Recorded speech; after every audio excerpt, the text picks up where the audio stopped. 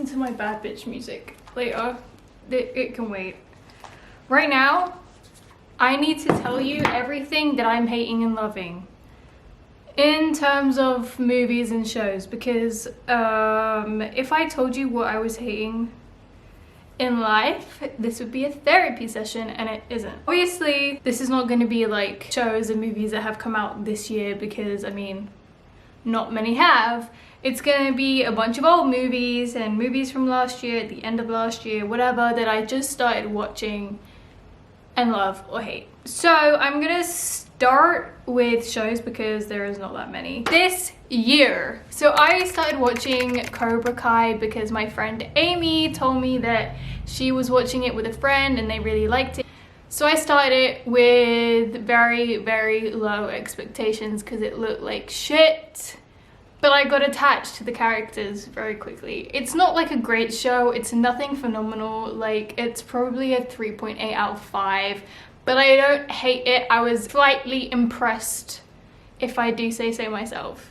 So that was the first one, and I binged it in like 2 days, so there's something wrong with me, but anyways, we'll move on. Okay, technically this was at the end of last year, but I didn't get to mention it anywhere.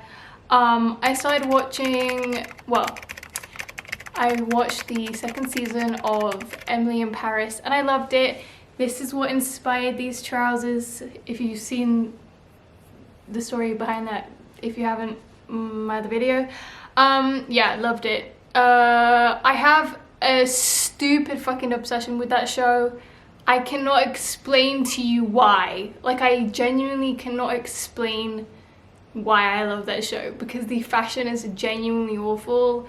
And the characters are annoying. Like, I hate Camille with a passion, and I know like Emily is low-key the villain of the story, but I love that bitch. Anyways, the French characters, mwah, chef kiss. So okay, I fucking love that show if it wasn't obvious. Anyways, this next show stunned me.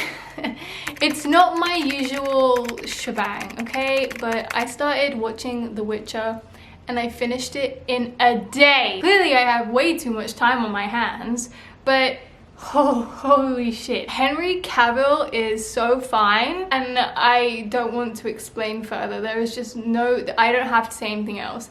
The show is so good, like a genuine 4.8 out of 5. A little something missing, you know. Fives are very hard to give out when it comes to shows for me, but it was almost there. And I literally the next morning, I have a friend who I've known is obsessed with The Witcher from the beginning of time. Not my best friend, although he does love that show. And I messaged him and I was immediately like, okay, we need to talk about it. We need to talk about everything. Also, like, the sex scenes are so awkward, but god damn, he's so fine. Anyways, what's after that? I watched the new season of Afterlife and I cannot tell if I like or genuinely hate this show with all my passion. Like, probably hate. Like, I watch it all and I hate it, but I still watch it. Like, Ricky Gervais, first of all, has the most annoying face on the planet. And like, this thing has gone on for 3 seasons.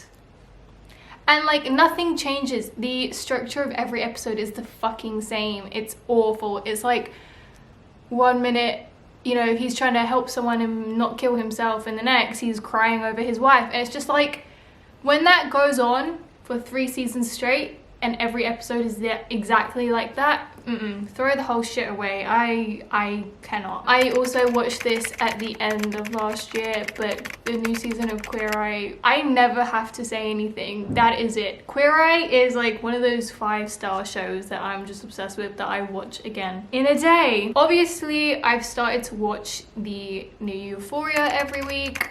And I did a little rant about this on my Instagram. I love Euphoria. I think Euphoria is a great show. It's beautiful, the acting's great, it's realistic to an extent. But this season, I have a big fat critique about it because something is not sitting right with me. The fact that there is sex every 5 minutes really fucking bothers me. Not at all like to do with the actors, like, you know, they had to sign contracts so I'm sure they're okay with it. It's nothing like that. Like, the professional aspect of things is not my issue. My issue is the fact that these people are supposed to be minors, and we are seeing fun, kinky, constant, amazing, also toxic sex lives, and that's just not realistic. When I was 17, yes, I was having sex, but like, when you're 17, sex is not sex. Like, it's just... And I'm not speaking about my personal experience. Like, every single person I know who had sex at their age, it's just not what they're showing, right? Like, it's not. And I don't want them to go all out and like make it super romantic, because like, also it's not that either, but it's just not what they're showing. You know, what they're showing is two adults having sex, which it is in real life, obviously not real, but you know. And what bothers me the most about this is that after every fucking episode, Sydney Sweeney is fucking trending on Twitter for her boobs. Why are we sexualizing this girl so fucking much? I get it, she has a great body. If I had her boobs, probably want to show them to the fucking world too. And obviously it's not like she's not writing it. But I am bothered. Bothered! So bothered. Bothered times 100. Bothered times 500. Like, I could rant about this forever. And also, like, this is not like a big spoiler, but in like the 3rd episode, there's literally a sex scene every 4 scenes at least, and half of them are around family, like family can hear them, or the friends are literally in the room. I cannot express to you how deeply uncomfortable that makes me. I have a thing for it, like having people like there, just like right there. Like, I know it's fake, I get it, I probably shouldn't be this passionate about it, but like, it's fucking gross. And I literally, do people not have boundaries? Because it reminds me of that Tana Mongoose, yes, I call her Mongoose, that video she genuinely filmed of her friends fucking behind the camera in front of her. You could hear everything, and it was just like, just the idea makes me actually feel sick, like violently sick. And it's just like, no, I'm sorry, but it's not realistic. Like, at this age, I'm almost 20, I've heard of stories, horror stories by the way, about people having sex in other people's beds, but with them in the room, and just like, I just can't. I literally cannot. That's just bothering me on such a level. And also I'm moving on because otherwise I'll actually get stressed. I'm watching Drag Race season 14 on an illegal website, because as if I'm gonna download and have another monthly subscription with fucking wow. No, not fucking happening. I'm watching it on Soap Today if you're British and want to watch it. Yeah, I love this fucking season. If Willow doesn't win, I'm squaring up so bad, or Cornbread, because she's so fucking funny. But yeah, I know we're only like 3 episodes in at the moment, but so good, loving it. Finally, we're moving on to the movies. Now, the thing about the movies is I calculated that last year in 2021 I watched 11 movies per month on average, so I wanted to do 12 per month on average, just one up, because like, I'm a busy gal. I've got a life. Yeah. That was really convincing. And it's safe to say I have watched about 25 this month alone. So, I mean, I'm a month ahead. So in case I have a month where I cannot for the life of me sit down, I'm covered. But anyways, let's get straight into it. I think the first film I watched this year was The Lost Daughter. I don't know why it was so highly praised. Like, it was okay, but it really wasn't anything special. Parts of it made me feel very uneasy, and like, I guess that was definitely like the point of some parts.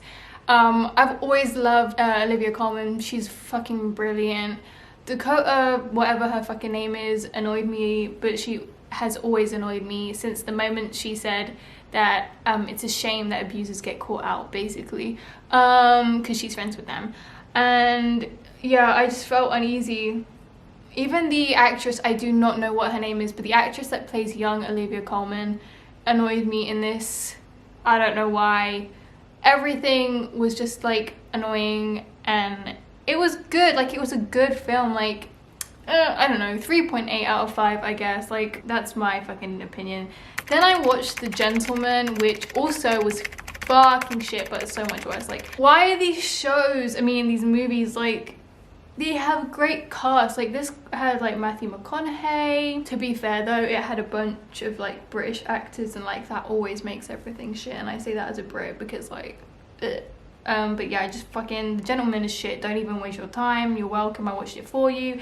Actually, wait, the first film I watched was with my sister on the 1st of January. We watched the Between Two Ferns, the movie. Also awful. But I can stand awful American movies. They give me a comfort, and I do not know why. Then I watched Marie Antoinette. Loved it. Like, it was just, even though not a shit ton happened, it was gorgeous to look at. I didn't mind the acting. I like films like that. And also Sofia Coppola, slay. Then I watched The Power of the Dog. Here's the thing, like, I understand the hype behind this one more than The Lost Daughter. I love Benedict Cumberbatch. I just like everything he's in. I like. I mean, again, it was one of those movies these days, like the modern new movies like The Lost Daughter and The Power of the Dog, are like 2 hours plus long for no damn good reason. Like, this movie did not need to be 2 hours long. I enjoyed it, but it really didn't need to take up that much of my time. What happened to good old 1 hour 50-minute movies, and now we're at 2 hours and a half? Like, slow the fuck down. No thank you. But it was good, whatever. Yesterday I watched The Big Short, another film that is overrated. Like, I liked it, and the cast is brilliant. I love Ryan Gosling. I've met Steve Carell and I love him. And who else was in it? Brad Pitt, who I love. Just like loads of good names were in this film, and first of all, they're speaking fucking gibberish to me. Like, a whole movie about stocks and money, like, you're actually just talking Spanish to me. Like, it's the equivalent. Like, I don't understand a word. Was it filmed good? Yeah, I liked it. Was the acting good? Yeah, liked it. Was it phenomenal? No. Last week I watched Seven. That was a good fucking movie. This is what I'm talking about. Seven was a good fucking film, okay? First of all, Brad Pitt, yum. Second of all, Morgan Freeman, who is an amazing actor. I don't usually like this genre of film as well, which makes me feel like it deserves even more praise, because if you can make me like horror or thriller or whatever that those genres are, then you're doing something right, because I really do not like the genre whatsoever, apart from classics like The Shining and, oh, what was the other one? With Emily Osment's brother. Anyways, I like that one too. But yeah, literally such a good film. However, the ending, I called it. I literally called it. I knew it. I fucking knew it. But it was still really good. I enjoyed it, and it was like one of the films I could stand it being like 2 hours long. The way it was shot too, loved it. But I've always loved how that era of film was shot. Like, yeah, it's pretty. Okay, hear me out. I watched Inception like 2 weeks ago, and I still don't understand what the fuck it was about. I wish I could tell you a single scene I remember. I cannot. I'm sure it's a great movie. In fact, I love the cast so much. Leonardo DiCaprio, Elliot Page, what's his name? The one from 500 Days of Summer that I also like so much. The amazing cast, and the acting was great, and it was really pretty to look at, but it really fucked with my head, and I just couldn't tell you what it was about if I, tried. Then I watched It's Complicated, one of those like shitty rom-coms, but Meryl Streep, love of my life, and that is the only reason it was a decent film. Okay, I finally sat down and decided to watch every period movie with Keira Knightley in it. I have words. Pride and Prejudice, like, I've seen bits of all these films before, but I've never sat down and thoroughly watched them all the way through. Pride and Prejudice, first of all, overrated.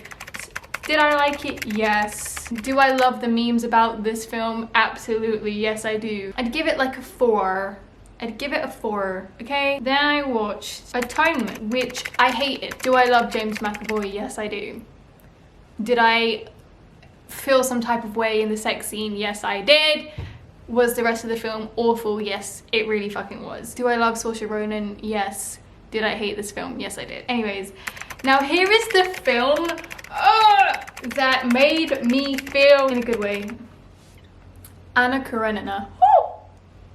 Oh my god, Aaron Taylor Johnson could literally tear me in half and I'd say thank you. Like, this film, oh my god, he made this film the way, in fact, we need to fucking watch it. We're gonna watch it real quick. The "Do You Love Me" scene, I had that as my screensaver for 2 weeks after watching it. Are you happy? Yes. Even that 1 second, his voice, yes. Woo. It's been a while. He is so fine. That also, the way that fucking movie was filmed, I loved it. It was so good. That, did I cry 100 times? Yes, I did. Was it completely a twin flame movie? Yes, it was. I have a thing for twin flame movies. If you want another one, my favorite is Serendipity, but oh my god, I can't. I need to stop talking about it because I will go on. And then the last movie I watched of Keira Knightley was The Duchess. It was shit, that's all I have to say. I was uncomfortable throughout the entire film. Like, the premise of the movie just made me very uncomfortable. Then I watched on the same day Mother Android, which was a new Netflix film or Hulu film, I don't know, but obviously in the UK, Netflix. Fucking god awful, probably the worst movie I've watched this year. I finally watched Pieces of a Woman. I actually liked it. I thought I wouldn't, but I did. It was simple, but I liked the message. It was emotional. The acting was good. Fuck Shia LaBeouf. Then I watched 40 Days and 40 Nights. Don't ask why. It was on TV and I thought I would watch it. And it's really bad, but it's so bad that it's kind of entertaining. So I actually kind of liked it.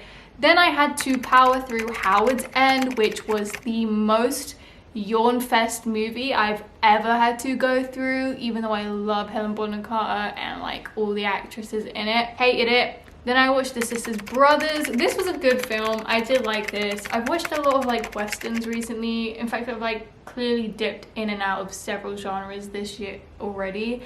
But anything Joaquin Phoenix is in, I love him. He was so good in it. Was it the most phenomenal film? Absolutely not. It probably deserves like a 3.8 again, but like, it was good. Then I watched Dallas Buyers Club, and actually I really like this film. I think, is it Jared Leto? I think it is Jared Leto. But anyways, he was really good in this film and I really don't like him in anything else. Matthew McConaughey is a fucking king, so the message of the film was important. I liked how it was filmed. Dallas Buyers Club is good. Then I watched Dreamgirls, which I hated. Don't know why, just really didn't like it at all. I have a thing for movies where, like, if they're not actual musicals, why is half the film singing? Didn't like it, but that's just me. Then I watched Inglourious Basterds. Too violent for me. No wonder it's in, you know, not one of Tarantino's top films. Meh. Then I watched Shiva Baby, and my god, that is a good fucking film. I loved Shiva Baby. Shiva Baby was a short, apparently, but it's literally just a normal timed film, and it was just so good. I loved it. It was fast paced, even though it was literally like, it was like you're following a girl around for an hour, like, but it was so entertaining. I loved it. Even things that were supposed to be uncomfortable just added to the story instead of actually making you physically sick. It was so good, and you need to watch Shiva Baby. I also this month have illegally streamed Spencer, which I loved the cinematography of, and the acting was very good. And it wasn't what I expected.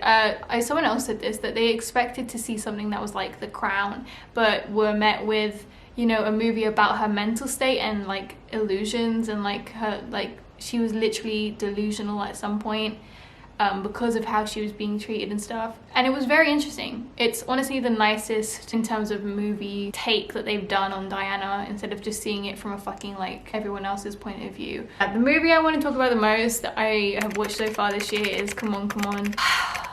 That film felt like a breath of fresh air. Finally, a beautiful fucking film, an A24 film with Joaquin Phoenix that wasn't so fucking stupid or boring or cliche. It was so good.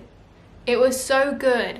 Like, it wasn't, I wouldn't say it was a fun film, but it was what I love and have always loved about like most A24 films is the rawness behind the films. Like, Lady Bird was so like teenagery, and like when that came out I was like, what, 16? I needed that at that time. I needed to see shit that I related to, and although this isn't a film I necessarily relate to, it was beautiful and it was about life, and I am such a person who just wants to see raw, real, genuine films on life that are passionate and gorgeous to look at. And it was a black and white film and I fucking loved it. Even like mid-90s, mid-90s, one of my favorite films, The Florida Project, is my top 5 favorite films.